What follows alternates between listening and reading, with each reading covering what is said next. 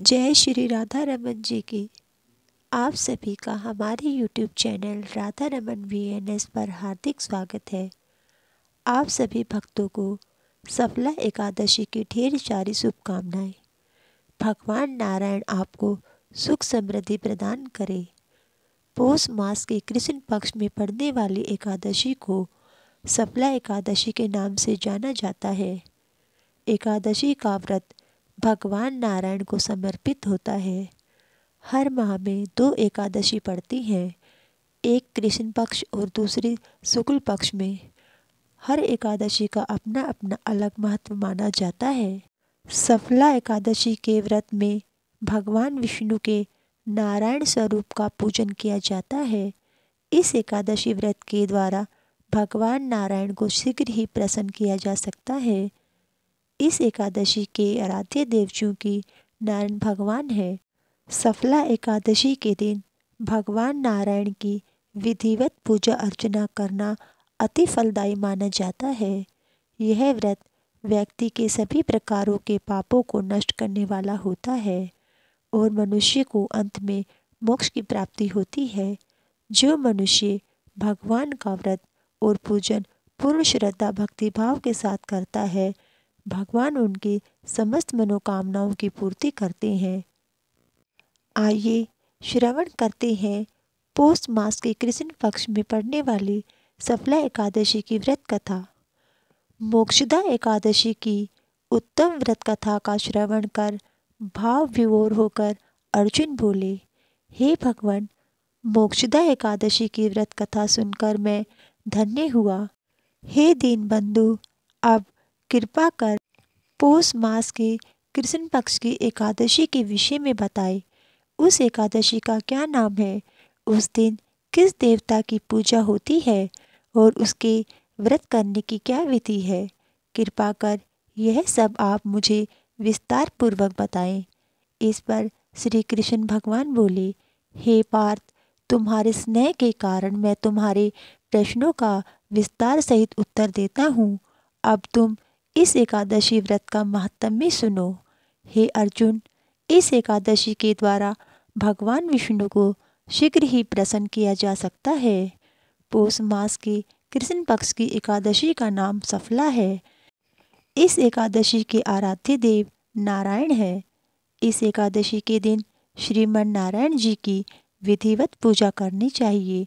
हे अर्जुन, इसे सत्य जानो कि जिस भांति नागों में शेष नाग, पक्षियों में गरुड़, ग्रहों में सूर्य चंद्र, यज्ञों में अश्वमेघ और देवताओं में भगवान विष्णु श्रेष्ठ हैं, उसी प्रकार सभी व्रतों में एकादशी व्रत श्रेष्ठ है। हे पांडुनंदन, एकादशी का व्रत करने वाले भगवान विष्णु को अति प्रिय होते हैं। इस एकादशी में नींबू, नारियल, नैवेद्य आदि अर्पण करके भगवान नारायण की पूजा करनी चाहिए। मनुष्य को 5 रहस्य वर्ष तपस्या करने से जिस पुण्य फल की प्राप्ति होती है, वह पुण्य भक्ति पूर्वक रात्रि जागरण सहित सफला एकादशी का व्रत करने से मिलता है। हे अर्जुन, अब तुम सफला एकादशी की व्रत कथा ध्यानपूर्वक सुनो। बहुत समय पूर्व चंपावती नगरी में महिष्मान नामक एक राजा राज्य करता था। उसके 4 पुत्र थे। उन पुत्रों में सबसे बड़ा लुम्पक नामक उसका पुत्र महापापी और दुष्ट था। वह हमेशा पर स्त्री गमन में और वेश्याओं के यहाँ जाकर अपने पिता का धन व्यय किया करता था। देवता, ब्राह्मण, वैष्णव आदि सुपात्रों की निंदा करना उसका नित्य का कार्य था। प्रजाजन भी उसके कुकर्मों से बहुत दुखी थे, किंतु राजपुत्र होने के कारण वह सब चुपचाप उसके अत्याचार को सहन करने को विवश थे और किसी को भी इतना साहस नहीं होता था कि राजा से उसकी शिकायत करता। किंतु बुराई अधिक समय तक पर्दे में नहीं रहती। एक दिन राजा महिष्मान को उसके कुकर्मों का पता चल ही गया। तब राजा अत्यधिक क्रोधित हुआ और उसने उसे अपने राज्य से निकाल दिया। पिता द्वारा त्यागते ही लुम्पक सबके द्वारा त्याग दिया गया, तब वह सोचने लगा कि अब मैं क्या करूं, कहाँ जाऊं। अंत में उसने रात्रि को अपने पिता की नगरी में चोरी करने की ठानी। वह दिन में राज्य से बाहर रहने लगा और रात्रि को अपने पिता की नगरी में जाकर चोरी तथा अन्य बुरे कर्म करने लगा। रात्रि में वह जाकर नगर के निवासियों को मारता तथा कष्ट देता। वन में वह निर्दोष पशु पक्षियों को मारकर उनका भक्षण किया करता था। किसी किसी रात जब वह नगर में चोरी चकारी आदि करते हुए पकड़ा भी जाता तो राजा के डर के मारे पहरेदार उसे छोड़ देते थे। कहते हैं कि कभी कभी अनजाने में भी प्राणी ईश्वर की कृपा का पात्र बन जाता है। ऐसा ही कुछ लुम्बक के साथ भी हुआ। जिस वन में वह रहता था वह भगवान को अति प्रिय था। उस वन में एक बहुत पुराना पीपल का वृक्ष था तथा उस वन को सब लोग देवताओं की क्रीड़ा स्थल मानते थे। ऐसे पीपल वन में उसी पीपल वृक्ष के नीचे महापापी लुम्पक रहता था। कुछ दिनों के बाद पौष माह के कृष्ण पक्ष की दशमी के दिन वस्त्रहीन होने के कारण लुम्पक शीत के मारे मूर्छित हो गया।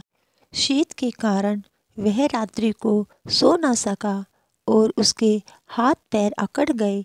उस दिन वह रात्रि बड़ी कठिनता से बीती, परंतु सूर्य नारायण के उदय होने पर भी उसकी मूर्छा ना गई। वह ज्यों का त्यों पड़ा रहा। सफला एकादशी के मध्याह्न तक वह दुराचारी मूर्छित ही पड़ा रहा। जब सूर्य नारायण के तपने से उसे कुछ गर्मी मिली तब मध्याह्न में ही उसे होश आया और अपने स्थान से उठकर गिरते पड़ते वन में भोजन की खोज में चल पड़ा। उस दिन वह जीवों को मारकर खाने में असमर्थ था, इसलिए जमीन पर गिरे हुए फलों को लेकर पीपल के वृक्ष के नीचे गया। जब तक सूर्य नारायण अस्ताचल को प्रस्थान कर गए, भूखा होने के बाद भी वह उन फलों को ना खा सका, क्योंकि कहीं तो वह नित्य जीवों को मारकर उनका मांस खाता था और कहाँ यह फल। उसे वह फल खाना बिल्कुल भी रुचिकर नहीं लगा। अतः उसने उन फलों को पीपल की जड़ के पास ही रख दिया और दुखी होकर बोला, हे भगवान, यह फल आपको ही अर्पण है। इन फलों से आप ही तृप्त हो। ऐसा कहकर वह रोने लगा और रात्रि को उसे नींद भी न आई। वह सारी रात रोता रहा। इस प्रकार उस पापी से अनजाने में ही एकादशी का व्रत हो गया। उस महापापी के इस व्रत और रात्रि जागरण से भगवान अत्यंत प्रसन्न हुए और उसके समस्त पाप नष्ट हो गए। प्रातःकाल ही उसे एक दिव्य रथ अनेक सुंदर वस्तुओं से सजा हुआ आया और उसके सामने खड़ा हो गया। उसी समय आकाशवाणी हुई कि हे राजपुत्र, भगवान नारायण के प्रभाव से तेरे समस्त पाप नष्ट हो गए हैं। अब तू अपने पिता के पास जाकर राज्य प्राप्त कर। लुम्पक ने जब ऐसी आकाशवाणी सुनी तो वह अत्यंत प्रसन्न हुआ और बोला, हे भगवान, आपकी जय हो। ऐसा कहता हुआ सुंदर वस्त्रों को धारण करने लगा और अपने पिता के पास गया। उसने अपने पिता को संपूर्ण कथा बताई तो पिता ने उसको अपना राज्य सौंपकर वन को प्रस्थान किया। अब लुम्पुक शास्त्रानुसार राज्य करने लगा। उसकी स्त्री पुत्र आदि नारायण के परम भक्त बन गए। वृद्धावस्था आने पर वह अपने पुत्र को गद्दी देकर भगवान का भजन करने के लिए वन में चला गया और अंत में परम पद को प्राप्त हुआ। हे अर्जुन, जो मनुष्य श्रद्धा और भक्ति भाव से इस सफला एकादशी का व्रत करते हैं, उनके सभी पाप नष्ट हो जाते हैं और अंत में मुक्ति मिलती है। हे अर्जुन, उन मनुष्यों को पूंछ और सींगों से रहित पशु जानो जो इस सफला एकादशी व्रत के महत्व को नहीं समझते। सफला एकादशी का महात्म्य को पढ़ने अथवा सुनने से प्राणी को राष्ट्रीय यज्ञ का फल प्राप्त होता है। कथा सार, इस कथा में हमें ईश्वर के अति कृपालु होने का प्रमाण मिलता है। यदि कोई प्राणी अनजाने में भी ईश्वर का स्मरण करे तो उसे पूरा फल मिलता है। यदि प्राणी सच्चे हृदय से अपने अपराधों की क्षमा मांगे तो ईश्वर उसके बड़े से बड़े अपराधों को भी क्षमा कर देते हैं। लुम्पक जैसा महापापी भी भगवान नारायण की कृपा से वैकुंठ का अधिकारी बना। इति श्री पौष मास कृष्ण पक्ष सफला एकादशी व्रत कथा संपूर्ण। ओम नमो भगवते वासुदेवाय। आशा करती हूँ आपको यह वीडियो पसंद आई होगी। प्यारे श्रोताओं, आपसे अनुरोध है, यदि आप हमारे चैनल पर नए हैं तो हमारे चैनल राधा रमन VNS को सब्सक्राइब जरूर कीजिए। साथ ही बेल आइकन दबाना ना भूलें ताकि हमारे चैनल के माध्यम से आने वाली व्रत कथा त्योहारों की जानकारी आपको समय से मिल सके। आपको वीडियो अच्छी लगे तो वीडियो को लाइक व शेयर जरूर करें। आप सभी को जय श्री राधा रमन जी की धन्यवाद।